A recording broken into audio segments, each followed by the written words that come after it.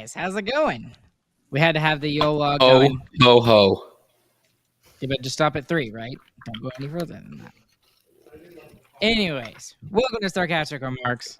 On the bottom of me is Chris. On the top of me is James, if you're watching on YouTube. We have to have the YOLO in there. It has to be there. There as it is, full screen. It has to be there. We have absolutely no idea. We have absolutely no idea what we're going to talk about, but we're here, and we thought we'd have a little bit of fun tonight. So, anyways, how you guys doing? Doing great. Welcome everybody to the Sarcastic Remarks Yule-log. This should be fun. We have no clue what we're gonna talk about. Honestly, Yeah, if y'all want to suggest something, we're all for it. Go for All it. right. Yeah, we'll take any questions whatsoever that they all have.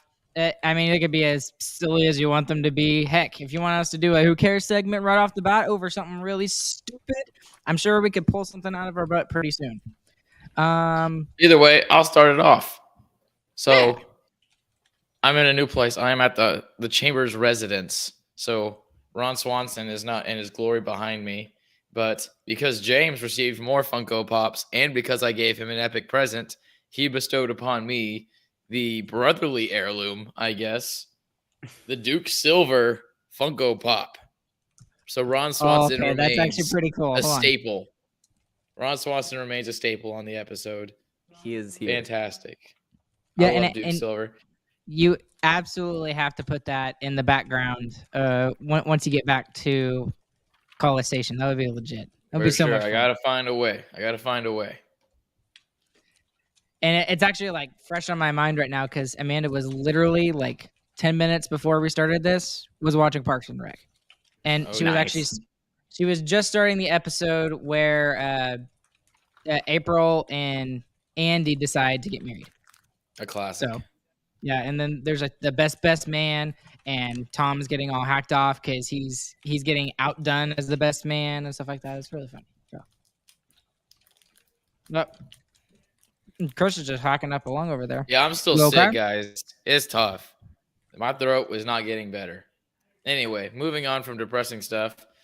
Sarcastic stuff going on here. New keychain. Boom. Dallas Stars. Bang. And then y'all's favorite topics. You know we got frisbees. Yellow frisbee. Purple frisbee. Of course you do. Cool blue frisbee. All you Oh, frisbee a guys out felon. there. Oh, Ricky I love Wysocki, felons. Halo Orbit Felon. Come at me. I got all the clout. All right, somebody else show off their presents. Although, how many getaways do you still have? Do you still have like 4 or 5 getaways? Right now, in my bag, I have 4 getaways. And I have That doesn't sticks. depress me. Well, it's your fault that I like the getaways as much as I do. I've got a white You're one good. now with a gold trim. It's really pretty. I've got a you remember, was it a Lucid XD that was the one that I gave you last Christmas? Yep. Yeah, I found another one. So I got one Anytime you a find couple those, weeks ago. buy 'em. Yep. And I'll then take them I've- off your hands. No, you can't have this one. This is mine. I really like how this one flies. And I got like a transparent red one, and then I've got it's like a black with like almost like it's not even necessarily purple, it's like a plum. It's really, really cool. Really, really, really cool. Different things. So What did Anyways. you get, James? yeah, James, what'd you get? Since Chris started off with his stars thing, I started off with mine. I got the cool stars hat, new one. It's fully green, so that's nice because I only have the blackout jersey right now, right?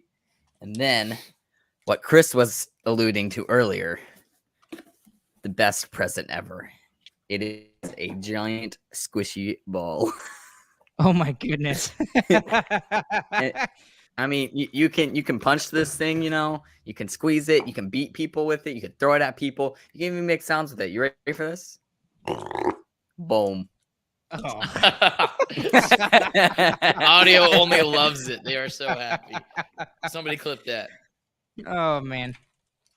Well, this I wanted to show this off because I was really impressed with this one myself. This is actually a present that I got Amanda, but I don't know if you can tell what it is. Can you see that? Charlie Brown Christmas tree. it's Yeah, it's Charlie Brown Christmas tree. Yeah. So she, for those of you that don't know, Amanda absolutely loves everything to do with Charlie Brown, the Peanuts. Our kid's entire bathroom is basically thrown up with like Peanuts stuff, everything. There's like a nightlight in there. There's a shower curtain. There's bath mats. There's I don't know what you call it, but the little thing that you put on top of the toilet. I don't know, the seat cushion, the toilet seat cushion, whatever. It's all Peanuts related stuff. So that was one of my favorite things I actually got her. I got a cool little wireless mouse and wireless Huge. keyboard. So that's really cool. It's legit. I love it. And I also got this giant fleece that Amanda's going to make a blanket out of. So it's enormous. It's huge. So she wasn't able to do it before Christmas because, she kind of had a baby and we've been kind of busy and stuff like that. But it's going to be really cool. She's going to make it into a blanket. It's going to be a lot of fun. So anyway, I also got this. I thought this was the coolest thing ever. But our Aunt Cindy and Uncle Rob actually sent this to Amanda and I. But this is a legit mini donut maker. Like, how freaking awesome is that? And not only did they send us a mini donut maker, they sent us homemade donut like stuff. I don't know what you call it, dough to make it with the mini donut maker. It's legit. That's awesome. It's legit. The other thing I forgot to mention, which is not as cool as a donut maker, but it's the one that replaced my Ron Swanson pop. It is a Wally pop. So that's really cool. Oh, yeah. That's the one that replaced Ron Swanson. That's why Chris has him now. Wait, hold up. No, pull it back up. We didn't see Pull it back up? No, pull it back up. I didn't see it. There you go. His little Wally, Okay, he's got the fire extinguisher, and he flies around with it. Oh, really cool. That is cool. That is really cool. All right. I love it. On to some hockey. Ardell has a great question at 10:08. All right, so pull it up, Ryan. Here we go. Dallas is in first place in the Central with a big-time positive goal differential. How surprised are you with Pete DeBoer results to date? Who wants to start us off? I'll start it off. I am not surprised with how the team is playing. I am surprised with how quickly the team is playing this way. I thought it was going to take a good bit of time to get our previously offensive guys back into the swing of things and to get our first line up to speed with the full offensive all-out style. And it is not. Everyone bought in 100% in training camp. Yeah. What we said in the preseason of guys showing up early and just getting ready to get in this totally flip of a system is absolutely true. The team that we have here is good on paper, but man, their heads and their hearts are in the right place too. That's the only way you can flip systems that quickly and be that good to start the season because they're all in on DeBoer's system. So I love it. One of the best offenses in the league after being one of the worst.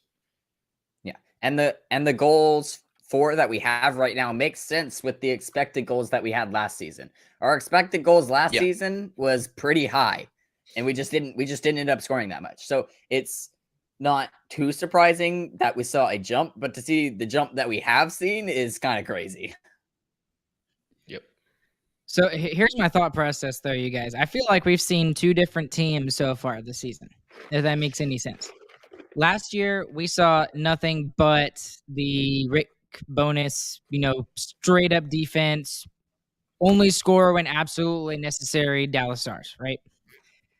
Within the past couple of weeks, we've seen a more defensive team.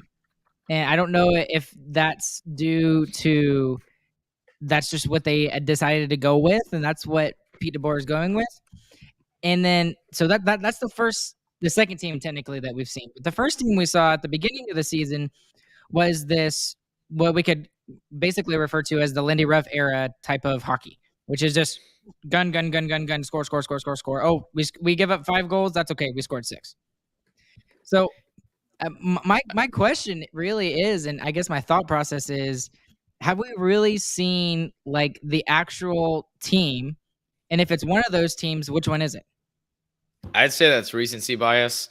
I think we've had probably about 5 games where we played a good defensive game and it was a low scoring game and it was competitive the whole way. I think the road trip, we had to do that because we were playing some really good teams who knew how to shut down our first line. So the only other option is to play a low-scoring game, and we did it really well.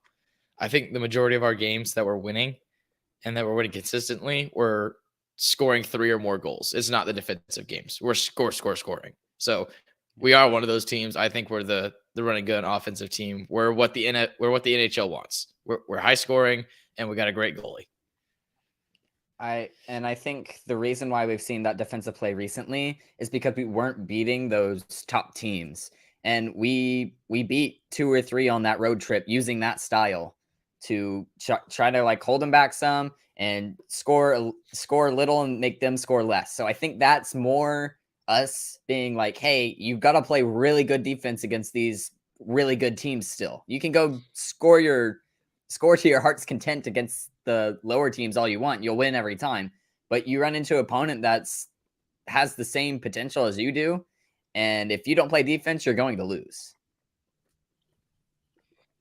And I guess my other question is, what kind are we going to see in the playoffs? Because I think it's a foregone conclusion that this team is a playoff team, right? I mean, is that fair to say?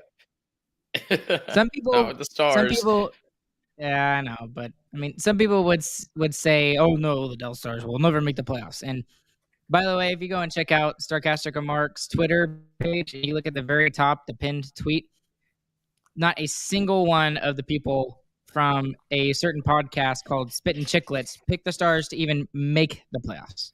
So yeah, I don't blame them though, because we're a Dallas Stars podcast, and I had them in the wild card. So yeah, fair enough. The only reason why I would say I would blame them is because we had the Blues coming off of a season where the team had 7 20 goal scorers, which was not going to happen again. And Minnesota Wild, they played good last year, but they were going to struggle this year with just the cap stuff that they've had problems with buying out Suter and stuff. Yeah. Also, they picked Nashville. Yeah, that was my main thing. I was just like, of all things, you pick Nashville. It's like St. Louis. I get St. Louis should be a lot better than they are, and honestly, Nashville should be too, considering they've got UC Saros, but they haven't been. So, the way that the Stars are playing right now, I hope they get more back to a even keel, because I mean, as fun as this defensive hockey is sometimes, it is kind of boring sometimes to watch. At least for me. And I think it depends on the setting you're in. Like I said, the road games, they can shut down our first line because they have the advantage of the last change. So it's good to be able to play both those kinds of ways. I mean, you're going to need to have it, not to let the other team dictate the way the game plays, but just sometimes you're not going to have your stuff. I feel like the majority of that 5-game road trip that we said was super successful, I think we played really well for 1 game. Other than that, I don't think we had all of our stuff, and we still came out with a crazy amount of points. So yeah, it's good to be able to play both ways. I mean, we see that's what the Avalanche did last year too, especially in the conference finals. I think when they were on the road, they played a lot more defensive than their high octane offense was when they were at home. They just scored every single time they were a rush, it felt like, in the playoffs when they were at home. So let me transition this a little bit, because this was running through my mind as we talk about this, because I think it has something to do with it. And it's kind of a Wyatt Johnston / Tyler Seguin kind of talk as Christian hacks up along. Hope you're okay there, Chris. Is Wyatt Johnston the new number 2 center for the Dallas Stars? First off, that would be my first question. So let's just start there. Is Wyatt Johnston the number 2 center for the Dallas Stars right now? Yes. Okay. Absolutely. Just because of the way that he and Jamie Benn are playing. Yeah. I was confused last podcast when you were talking about the second line. I'm like, which line is he talking about? Sometimes I don't even know what line I'm talking about when I talk about the second line, but it feels like this season that the first line has been good. They've been good for many seasons now. The fourth line has actually been excellent. The Faksa, Glendening, Kiviranta line, when they're together, I've loved that fourth line together. But it always seems like the thing that's killing us now, and the thing that we've been talking about for years, it's the second and third line. And that's something I've said for years is a third line can dictate whether you're a Stanley Cup contender or not. And that second line is super important if your first line is not scoring because they need to come up with some of the slack. So my next question, bouncing off of Wyatt Johnston, and okay, that's the second line.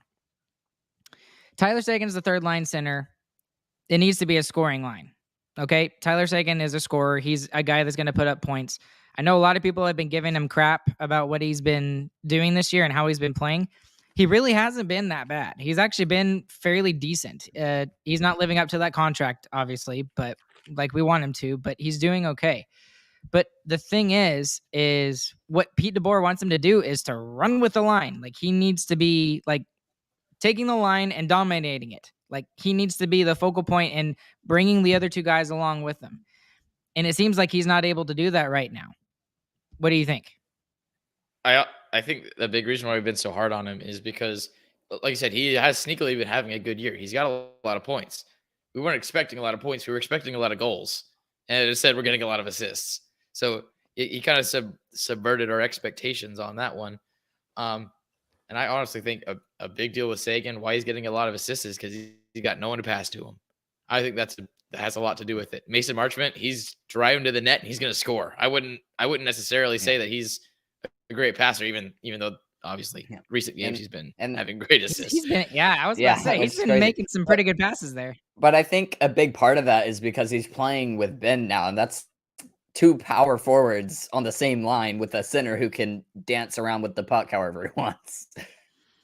Yeah, exactly. Thank you for defending me, James. I appreciate you. But I see Mason Marchment and the guys that Seguin is playing with as goal scorers, and that kind of turns Seguin into the guy who's forced to be playmaker. But I really think if you get a Bo Horvat, somebody big in trade, because the Stars, there's a hole there. Like you said, Ryan, the really good teams have a scary third line. A scary third line, you're a cup team. You seriously are. So if you can get a Bo Horvat, I want it. So what we're really looking for is a playmaker on that third line. A playmaker with Seguin. And who we have right now is Kiviranta, which, no offense to Kiviranta, he's not that great at handling the puck. He can get in there and he can steal the puck from people and he can slap it out the net sometimes, but passing is not his strong suit. That's the thing that confuses me about Kiviranta so much. It's like he has had such a good year. Like personally, what I've seen from him and the way he's played, he's been really good. Yet he's got none of the stats to back it up.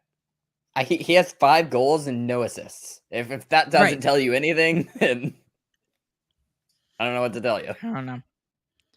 Well, so this is something that I actually started writing about on a blog post, and I haven't finished it yet because I got distracted with kids and other things. But I want to talk about this. What if we could find an option for Tyler Seguin within the organization right now? And what I'm talking about is we need somebody to play with Tyler Seguin on the quote-unquote second line or third line or whatever you want to call it, right? We've tried Blue Mel. Blue Mel didn't really seem to do all that great. He was okay. I thought he was okay. He just wasn't fantastic, and they weren't scoring like we really need them to. So do you think there's someone within the organization right now that could make that difference for Tyler Seguin and maybe could be that, I don't know, that playmaker for him, or maybe they can be the sniper and he can change the way that he plays and play the role of playmaker himself, because he can do it. He can definitely make some great passes. I think that's like the biggest talking point and the biggest thing that Pete DeBoer needs to figure out right now is the fact that what the heck do you do with Tyler Seguin? Yeah. I mean, I think we're seeing Bork next after Tufte. I think Tufte got sent back after that game before the break. I expect Bork to be there. Really, I think it's Stankoven. I mean, just the way he's tearing up the minor leagues right now. He's playing better than the consensus overall pick, right? First overall pick right now. Dude's out of his mind. I mean, I know why. We all know why he had to be sent back down. He was to play with the Blazers, to play with the Stars owners team for the biggest cup in junior hockey. But man, I think that hole is Stankoven sized if you're looking just inside the organization. But I think because Stankoven's in juniors, you got to find somebody else. I don't think Bork is there. I don't think anyone else in the minors is there. Personally, I kind of want to see Peterson again, because if Peterson can learn to just take the puck and be a great passer, I think he could be really good. And that would be great with what he's good at, which is the game sense and how everything's going to move and being in the right position.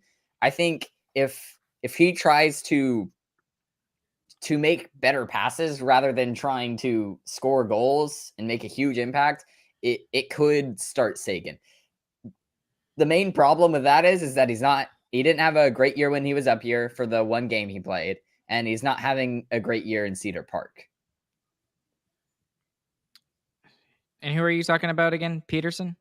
Peterson, yeah. I just think just pass better is the hardest thing to do. Yeah. I just feel like with all the coaches that he's ever played for, is like he has a great hockey mind. I feel like if he could learn to try to slow down the game on that third line and just make smart passes, then he could be a solution on that line. Because then you got Seguin, who could be a sniper still, and you got Dellandrea, who's just going to go and annoy people, hit people, and get the puck. Well, and here's the thing: as much as I love Dellandrea and Kiviranta and how well they've been playing, because they really have been playing well, especially Dellandrea. He came out of nowhere this year, and we've talked about it before that he could have, I guess, basically slunk into a hole and been like, "Oh, woe is me! I didn't make the NHL roster. I got cut, back in November." He came back and he made the roster, and he deserved his spot 100%. And the reason why the penalty kill is so good is because of Dellandrea.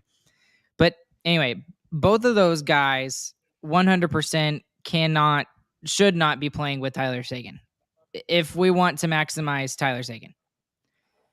But here's the thing, and I don't know if they could do this, but I don't know if Stankoven can come in like at the end of the year or something like that. Or I'm not sure how that works. I don't think he can. I think that there's rules against it. Like once you're at the CHL level, you cannot come back up to the NHL level for the rest of the year. He's not signed to an NHL. He's not signed to an NHL contract. Yeah, past December 1st. He is. He's signed to his entry level NHL deal. Contract. Yes, he has his ELC right now. I don't think that's again. I don't know how exactly. I'm 95% sure he can't. Right. I'm not 100% sure exactly how it works. It's so confusing. But anyway, a couple of other people that have kind of stuck out into my mind. What about Studenic? We have not seen him this year. And Studenic. I just don't think he's a better solution than Kiwi. I mean, Kiwi can skate fast too. He's not slow. And Kiwi's already been in the NHL more. He knows how the game's going to play. I just don't think that's a better option. I don't know. At this point, I mean, I guess we're just throwing stuff and hoping that it sticks anyway. So yeah, that's really what it is. You're just throwing stuff and saying, all right, so you get a tryout until we have to pay you NHL salary. And unless you're working perfectly, we're going to pull you down. That's pretty much what's happening right now. What you want Bo Horvat. Right. But I mean, the thing is that somebody has to be called up. Right, no matter what, because right now the Stars only have 11 available forwards, with Gurianov being unavailable. They'll get their chance, but I don't see any of them stepping up in that huge a way, because it's not a small thing either. Like go play wing with Tyler Seguin. That's not an easy thing to do. Mm-hmm. So that's probably like a huge jump AHL to that. So. The speed is definitely there, but I'm so confused and I'm so taken aback on so many things, because it's like Peterson, I guess DeBoer doesn't really like Peterson, and that's why Peterson was the 13th forward to begin the season, and that's why he went down. Now, here's something we haven't talked about, though, with Peterson. And if Peterson plays one more game in the NHL, he has to go through waivers. So Again, long story short, there's so many, But ridiculous I mean, things, and it's confusing. But long story short, you could lose Peterson for nothing if you send him back down to the AHL. At this point, though, if he's not playing this season, he's not going to have a spot next season. I mean, Stankoven's going to come in, and then we're probably going to bring Bork up too. This is probably his last chance, regardless. I just and also with how bad he's been playing this year, I mean, someone's going to pick him up if he goes on waivers, but I don't see what we could even trade for with him, honestly. I mean, he's got 12 goals. He had 12 goals last year, and that's nothing to, No, I agree completely, but just with the people we have coming up right now, I am not sure that it's going to make that big of a difference. Right, but I mean, what I'm talking about is like right this second, like right now. Let's just say that Jim Nill does not want to do anything about going out and getting a forward or whatever, a Bo Horvat, a Brock Besser, a Patrick Kane, or anything like that. I mean, who is the short-term answer that's not really going to be great? And I mean, you could enter any kind of names there. You could enter Studenic. You can enter Riley Barber. I've heard some people name him off. Riley Damiani has obviously got some kind of offensive flair to his game. I don't know. Damiani right now, he's only got 15 points in 25 games. He's a -3 in the AHL. So that's probably not where you want to go. I mean, I keep looking at Jacob Peterson, but I just don't think the Stars want to bring him up because they don't want to lose him for nothing. And I mean, James, that makes perfect sense about what you're saying. It's just like, I mean, call him up. He's going to lose that eligibility. He's going to have to go through waivers if we decide to put him down. And if we lose him for nothing, it is what it is. Yeah. So, yeah, I don't know. That's the most interesting question going on right now. Yeah, for sure. And really, all of it comes down to is like we don't. It's just the uncertainty of where Gurianov is right now, honestly. Because and how he was regardless, playing before. Yeah, well, regardless of how well he was playing, it still leaves a pretty big hole in our lineup. Yeah. Strictly hockey wise, it leaves you can't have a forward get injured because Gurianov has to remain on your roster spot. So, yeah, we'll see. Hopefully he's back after Christmas, but. Yeah, I'm just not so sure that he's going to be back anytime soon. From what it sounded something serious. Like if it was not serious, then they probably would have let us know. I mean, right? Would that make sense? I have no idea, honestly. I don't know. Well, let's go ahead and talk about this because we sort of kind of talked about it already. But Eric had a question earlier. Can the Stars create enough cap space to acquire a legit top 6 forward? I think the easy answer is yes, but money is going to have to go out the other way. I think it's the short answer to that. The better answer is not really, but in the way trades work now, yes. So you would definitely lose Gurianov, so that'd be $3 million coming off. And if you go for somebody like Bo Horvat, you're giving them enough so that they would retain half of his salary, more likely. Patrick Kane, you're definitely not getting because he has a no movement clause, I think. So he'll only waive it for someone who will re-sign him. I think he stated that publicly that he wants to re-sign at a place before he is traded. So, is that true? I hadn't heard that. Pretty sure, yeah. But either way, he has a no trade clause. He's only going to go somewhere where he wants to go. Well, let me throw this out there too, because I don't know if y'all have listened to the Podman Rush fairly recently. I can't remember if it was the most recent episode or the episode before, but of all people, Razor mentioned it. He's like, they should go out and get Patty Kane. I think that was literally his words. He said Patty Kane. So he said in a perfect world, if there was no cap. In a perfect world, yeah. If there was no cap. There is cap, and Kane has negotiating rights. But obviously the best thing out there is Patrick Kane. I mean, just stats-wise, that is 100% true. But you don't have enough to get him, honestly. I mean, we can't re-sign him. He's not going to come here unless we can re-sign him. Well, so who else are y'all still looking at? You still think Bo Horvat is like the best option here, Chris? Yeah, you convinced me that Bo Horvat's the best option. I mean, he's playing Yes. fantastic out of his mind. I just think he fits with Tyler Seguin too. And I think the deal makes sense for both parties, depending on what they get. I mean, they probably get a Maverick Bork in that situation, but maybe even for a chance Thomas at a Harley. Cup, yeah, I'd give Harley in a heartbeat. Well, I mean, Maverick Bork and Thomas Harley, maybe. I gave up on Harley. Really, I've been on I'm the not Harley ready. train for 4 years.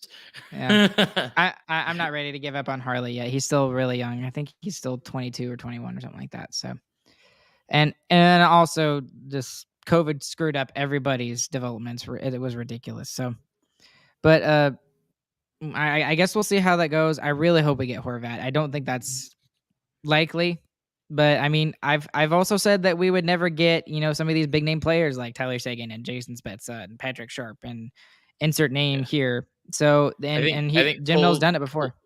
I think Paul Juliarvi, is that how you say his name? Jesse Puljujarvi.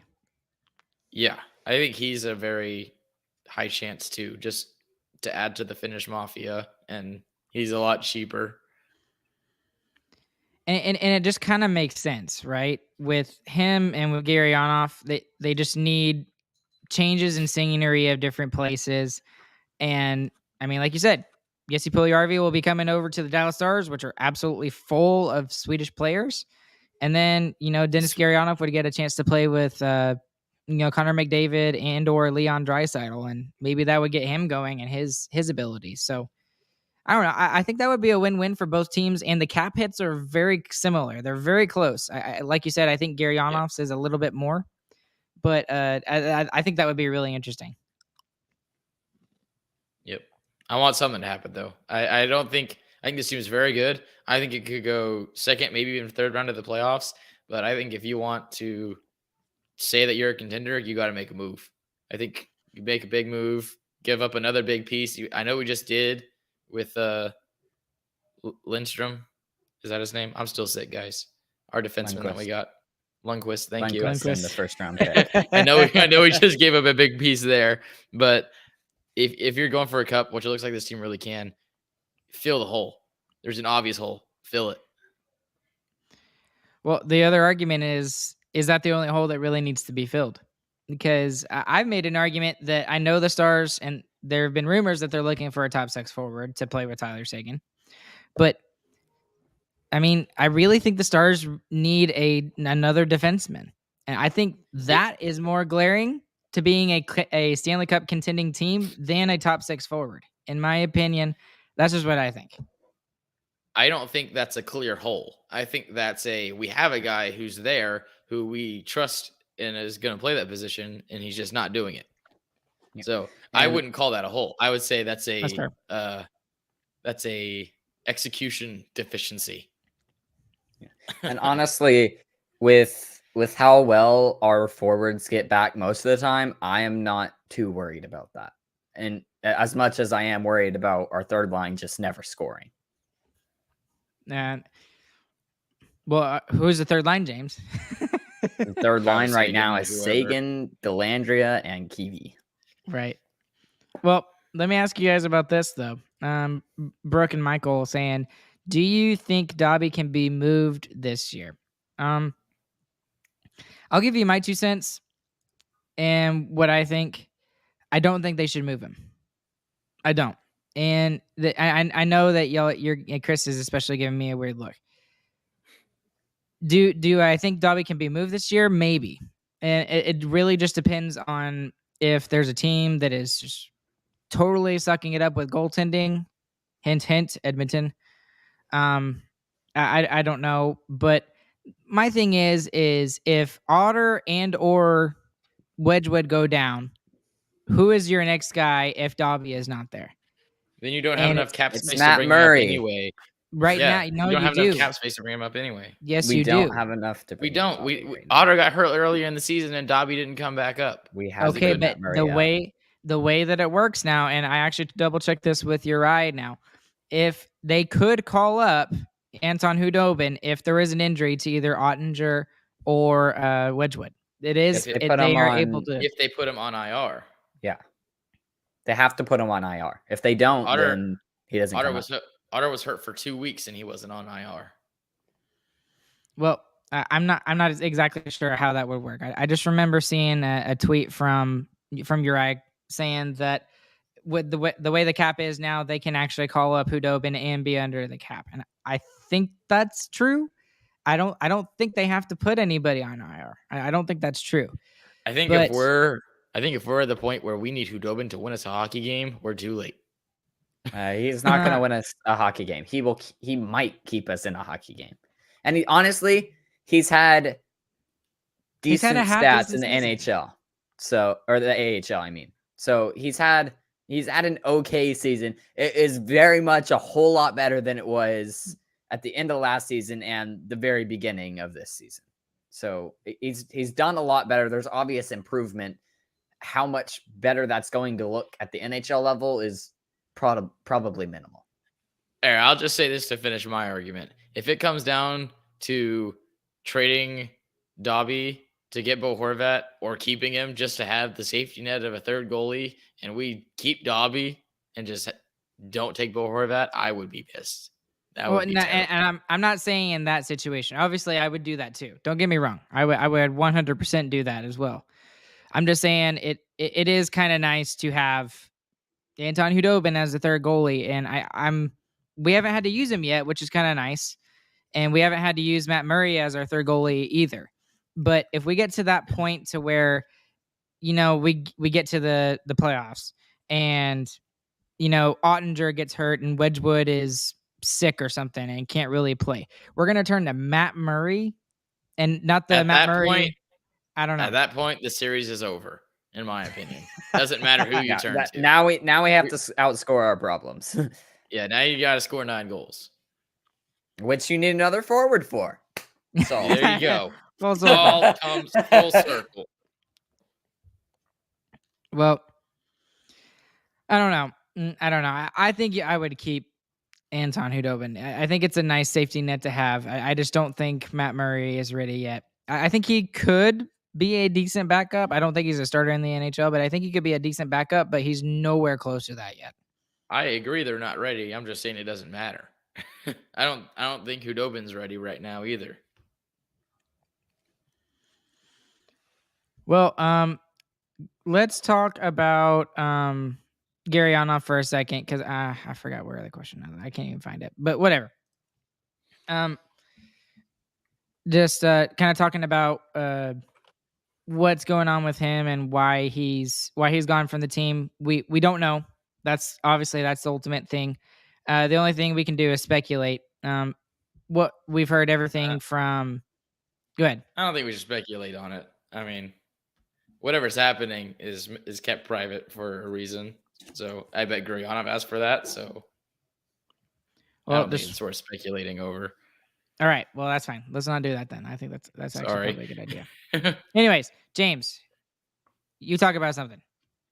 I pulled squishy ball again. Hey, I just pulled like 25 minutes of content like out of nowhere. How about that? Yeah, we're good. You pulled it out of nowhere. Or Chat pulled it out of nowhere. Give Chat some credit, that was bro. Chat. Hey, Chat. Chat did pull it out, but hey, I took it a step further. Okay, sorry, further. Step further. Further. All right. What did everyone else get for Christmas? Any Star stuff?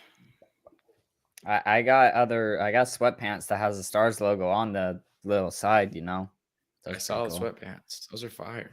Are you gonna go running? No. Just ask James if he was. I'll go walking. I'll go walking. Oh man. Well, bring back the Yule log. Yeah, bring back the Yule log. Here we go. There's the Yule log. I paused it for a second, and we'll get the love crackling in the background. So, oh come on, it's not cringe. It's a lovely Yule log. So what's the Who Cares segment again? Oh wait, no, hold on. Oh, wait, we definitely need to talk about this. I can't believe I didn't even think about this. Ovechkin, we gotta talk about him. Oh yeah, there you go. Yeah, we totally. I can't believe that. That's so stupid. I should have thought about that. Anyways, Ovechkin. He's Mr. number 2 overall all time in the all-time goals list. Congratulations to him.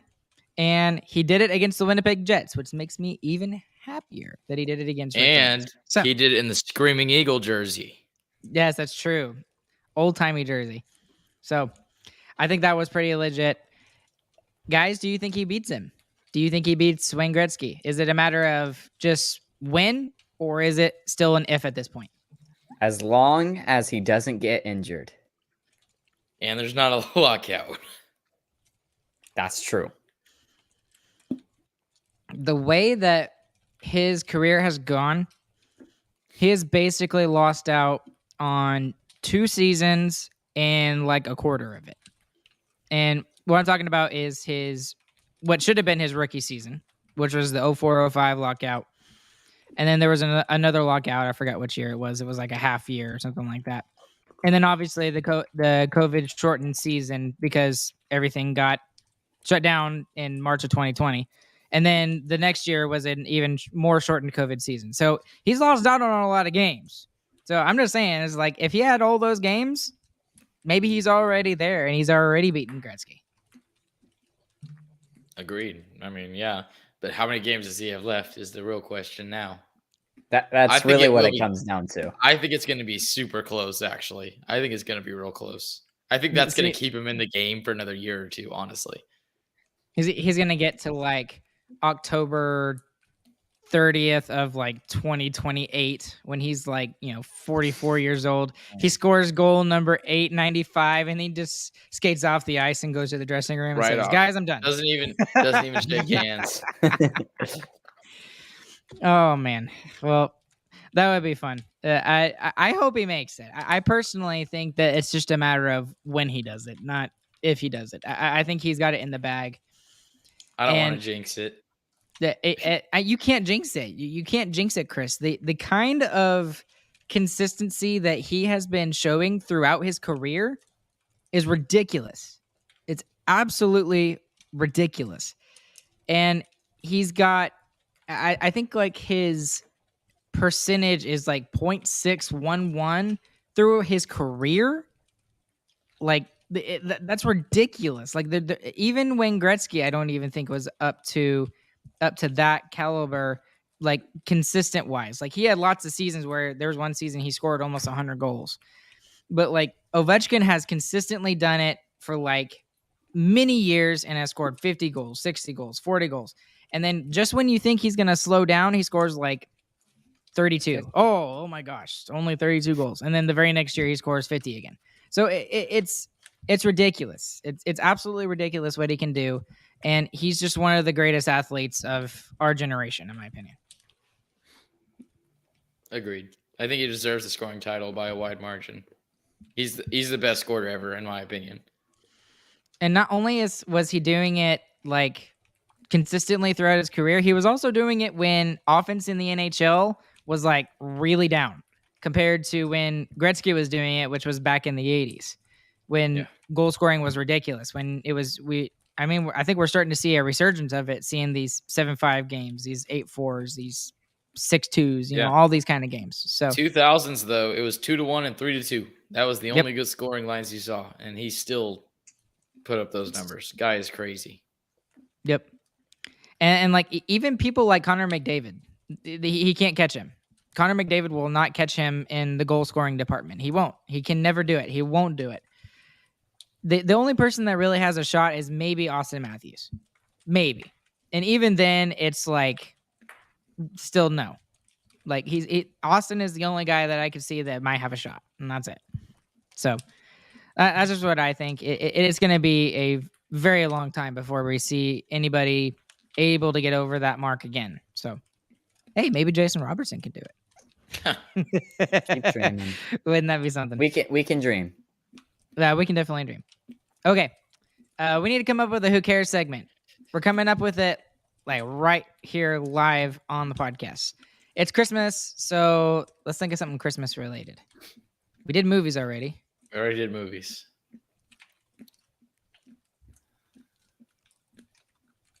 No. I'm coming up with blank. Yeah, me too. I got Christmas candy.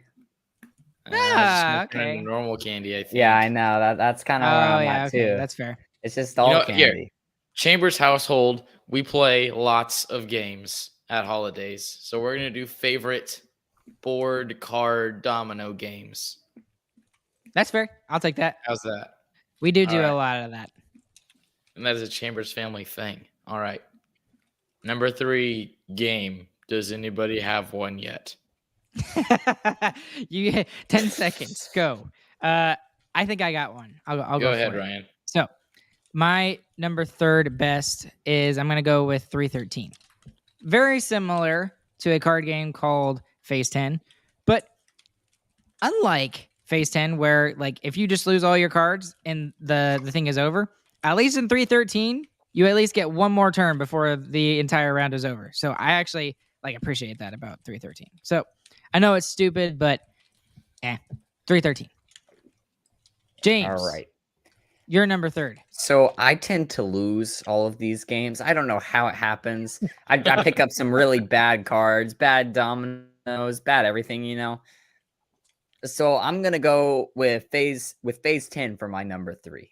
And I just try to get the highest score possible because everyone knows the highest score is the one that wins. Yeah, for sure. Totally. Yeah. Totally. Big numbers are good. All right. My number 3, we're gonna go with probably the Chambers Family Classic and the Grand Patriarch, Pop Chambers' favorite, 42. That's an A&M traditional domino game. Y'all look it up. It's kind of weird. It's fun. Everyone in the family loves it way too much. I just got done playing some just probably an hour ago. So 42 is number 3. Ryan, number 2nd. Gosh. Yeah. Chris is losing it tonight. But he's still doing the podcast. That's awesome though. Oh, I had one and then it kind of popped out of my head. James, number I know 2nd. I know what my number 2 is. Yeah, James, go ahead. No, we're asking for number 2. Or I know what my number 1 is. I'm trying to think of my number 2. James, Sorry. number 2nd. Well, my number 2nd is I mean, I guess we don't really play this one that much anymore, but we used to play it a lot. I'm gonna go with Monopoly. We used to play it a lot more. Ooh. We don't really play it anymore. That's the only game that I could ever win, or at least get second in, because every time I either got Jamestown or Boardwalk, it was great. I don't know how it worked, but it was James would always go for Jamestown. It was every too. single time. Every single time. I don't know how it worked, but it always did. So Monopoly, number 2. Okay, I'm good. I got it. Sorry. I couldn't think of it. Just poofed out of my head for a second. I don't know if we actually play this game much anymore, but we used to do it a lot when I was a lot younger. But Mexican Train. Mexican Train is my number 2. I love Terrible Mexican pick. Train.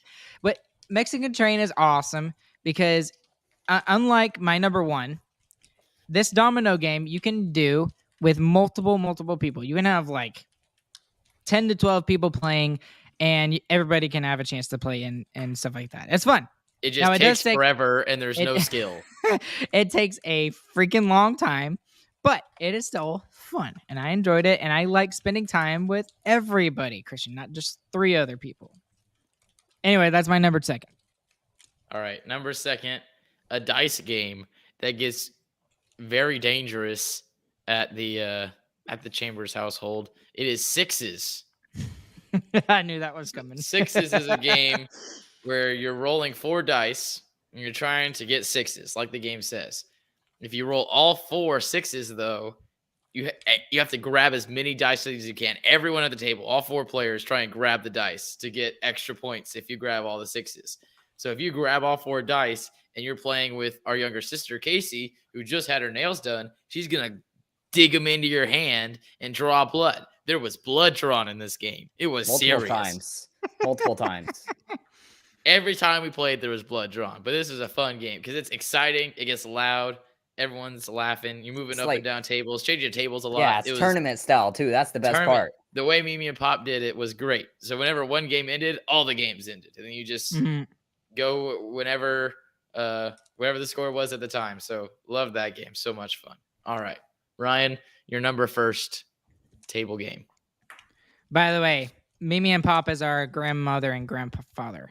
So They that's such what we call them. We call them our Mimi and Pop. Anyways, my number one is obviously the one that I absolutely love. And even though I will always lose it to Travis because he always seems to freaking win every single freaking game that we play, it doesn't matter what it is, 42 is my number one. I love it. It requires a lot of strategy. If you can think like multiple tricks ahead, multiple moves ahead, it's even more fun. It's not just luck based. It is a little bit luck based, but you can still be able to be the own. I can't even think of the word. I'm tired. Be the master of 42. Be the master of your own destiny.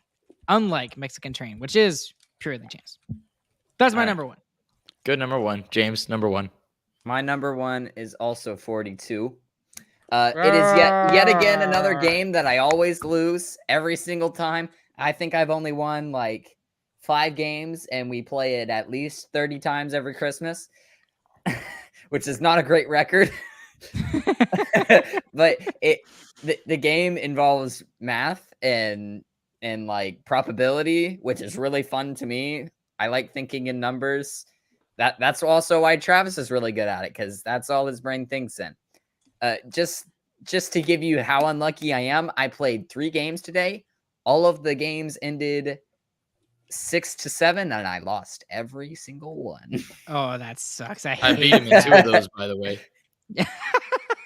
Not because of him, by the way. His partner won both the last rounds. Wait, who did you play with? Did you play with Grandpa Bubba? I played with Dad and Travis. Dude, I was winning when I played with Grandpa Bubba on Christmas Eve, and I actually won. That was crazy. And what's never fair is when Grandpa Bubba and Travis are playing together. It's ridiculous. Nobody can. They can't play together anymore. They're not allowed to play together. It's like you could spend so much time trying to figure out what they do to win, and you can't. You just can't. I don't know what it is that they do. They just it's ridiculous. I don't know. All right.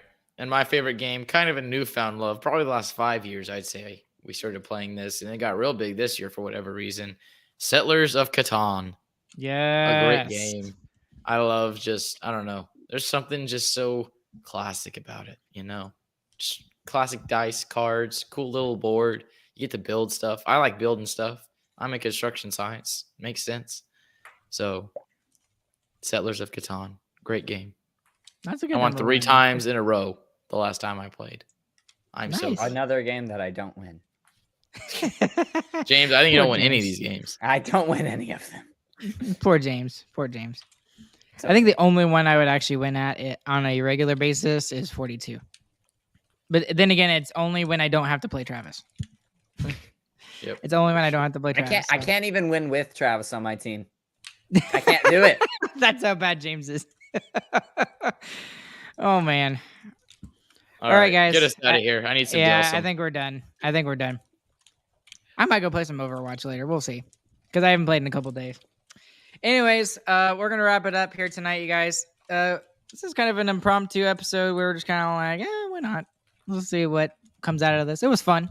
I had fun. Always got to do the Yule log. I think this is 3 years running. Yeah, right? I got to pull it up real quick. Here we go. Oh, even better. See, we got to set in the fire. Chris, you're actually burning. All right, guys. Go ahead and check out sarcasticremarks.com. There will be a new blog post there tomorrow morning talking about who I think should be the next player that comes up and kind of becomes that 12th forward on the line while Garyonoff is out. And then also go and check out sarcasticremarksshop.com for all the latest merch options. Yes, there is a bath mat, Christian. There is a bath mat. Let's go. So shower curtain, check that shower caddies. Not shower yet. Heads coming soon. They're going to play our theme song while you shower. Squish balls on there too. James is like, I need the squish ball. I need the Sarcastic Remarks squish ball. All right. Along with Christian and James, my name is Ryan. We'll catch you guys on the flip side. Thanks for hanging out with us tonight. We literally had no idea what we were going to talk about, and we went almost an hour. So we're pretty good at this stuff. I love talking to chat. And anyways, guys, we hope you guys have a good, fantastic evening, morning, whenever y'all are listening. And we will talk to you guys later.